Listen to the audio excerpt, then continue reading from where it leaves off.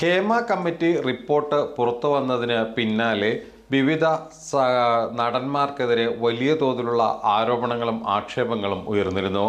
ഇതിൻ്റെ ഭാഗമായി സിനിമാ നടനും ജനപ്രതിനിധിയുമായ ശ്രീ മുകേഷിനെതിരെ ഉയർന്ന ആരോപണങ്ങൾ വലിയ തോതിൽ ഗൗരവം അർഹിക്കുന്നതാണ്.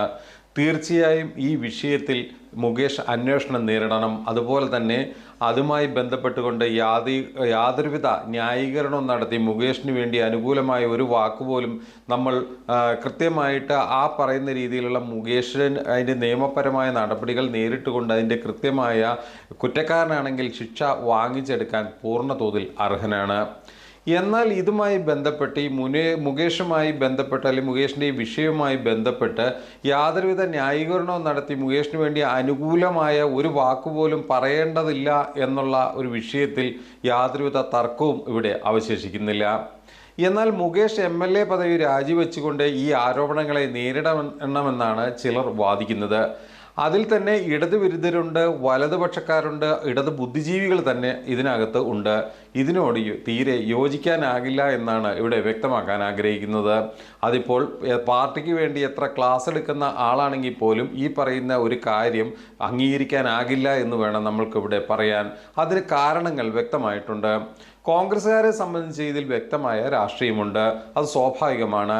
എന്നാൽ പാർട്ടി ക്ലാസ് എടുത്തു കൊടുക്കുന്ന നമ്മൾക്കോ ഇതാണ് മനസ്സിലാകാത്ത ഒരു കാര്യം. രാജ്യം കണ്ട ഏറ്റവും വലിയ കലാപങ്ങളിൽ ഒന്നായിരുന്നു സിഖ് വിരുദ്ധ കലാപം. പ്രതിപട്ടികയിൽ ഒന്നാം നിരയിലുള്ള പേരായിരുന്നു ജഗദീഷ് ടൈറ്റ്ലറുടേത്.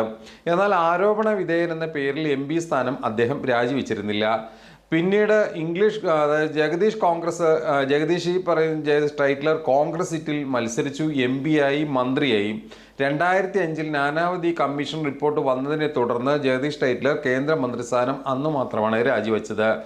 ഷെഹ്റാബുദ്ദീൻ കേസിൽ അമിത്ഷായുടെ നിലപാട് ഇതുപോലെ തന്നെയായിരുന്നു. അന്ന് ഗുജറാത്തിലെ ആഭ്യന്തര വകുപ്പ് മന്ത്രിയുടെ സ്ഥാനം വഹിച്ചിരുന്നത് അമിത്ഷാ ആയിരുന്നു. ഗുജറാത്ത് കലാപത്തിൽ മുഖ്യമന്ത്രി സ്ഥാനം പോലും രാജിവെക്കാൻ നരേന്ദ്രമോദി അന്ന് തയ്യാറായിരുന്നില്ല. മറ്റൊരു വിവാദമായ കേസായിരുന്നു കേന്ദ്ര സഹമന്ത്രിയായ MJ അക്ബറിനെതിരെ ഉയർന്ന ലൈംഗിക ആരോപണം. 2016 വിദേശകാര്യ സഹമന്ത്രിയായി ചുമതലയേറ്റ MJ അക്ബർ ലൈംഗിക ആരോപണ പരാതിയെ തുടർന്ന് 2018 സഹമന്ത്രി സ്ഥാനം രാജിവെച്ചു.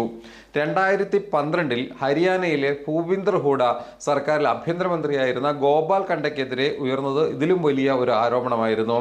അതായത് എയർ ഹോസ്റ്റസിന്റെ ആത്മഹത്യക്ക് ഉത്തരവാദി ഗോപാൽ ഖണ്ഡ എന്നായിരുന്നു കേസ്. ഇതിലും ആഭ്യന്തരമന്ത്രി സ്ഥാനം മാത്രമാണ് രാജിവെച്ചത്. MLA ആയി തുടരുകയും അന്വേഷണത്തെ നേരിടുകയും ചെയ്തു.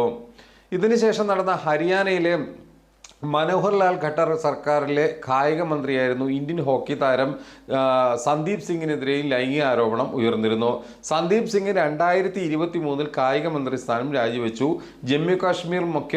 ജമ്മു കാശ്മീരിലെ മന്ത്രിയായിരുന്ന ഷബീർ അഹമ്മദ് ഖാൻ 2014 ലൈംഗിക അതിക്രമ ആരോപണത്തെ തുടർന്ന് മന്ത്രിസ്ഥാനം രാജിവെച്ചത്.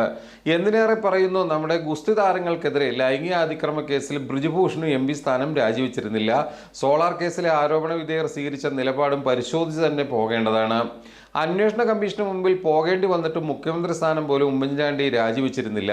KC വേണുഗോപാൽ MP ആയി തന്നെ തുടരുകയും ചെയ്തിരുന്നു. ഇതേ കേസിൽ ആരോപണ വിധേയരായ ആരും തന്നെ ഈ ജനപ്രതിനിധി സ്ഥാനം രാജിവെച്ചിരുന്നില്ല എന്നുള്ളത് വ്യക്തമായി തന്നെ ഓർക്കേണ്ടതാണ്. കേരളം കണ്ട ഏറ്റവും വലിയ ലൈംഗിക പീഡന കേസായിരുന്നു ഐസ്ക്രീം പാർലർ കേസ്. ഇതിൽ കുഞ്ഞാലിക്കുട്ടി സ്വീകരിച്ച നിലപാടും വ്യത്യസ്തമായിരുന്നില്ല.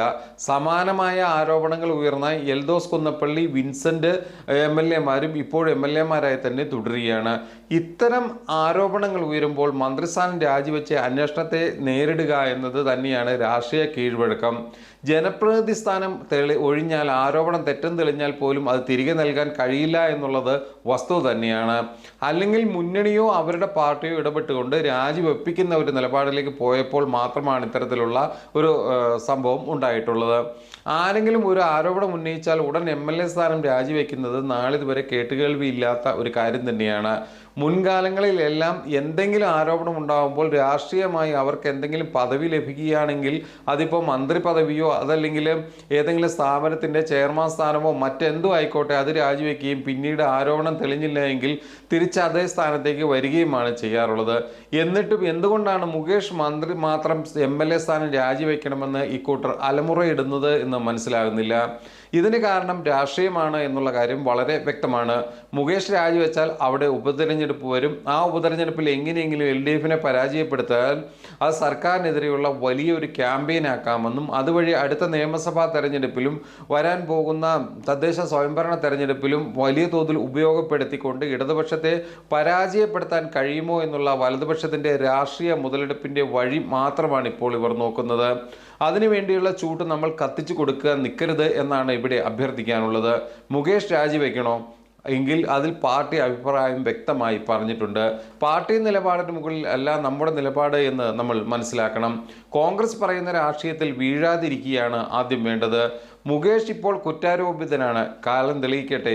അതുവരെ മുകേഷിനെ തള്ളാനോ ഉൾക്കൊള്ളാനോ നിൽക്കുന്നില്ല. നിയമത്തിൻ്റെ വഴിക്ക് തന്നെ പോകട്ടെ.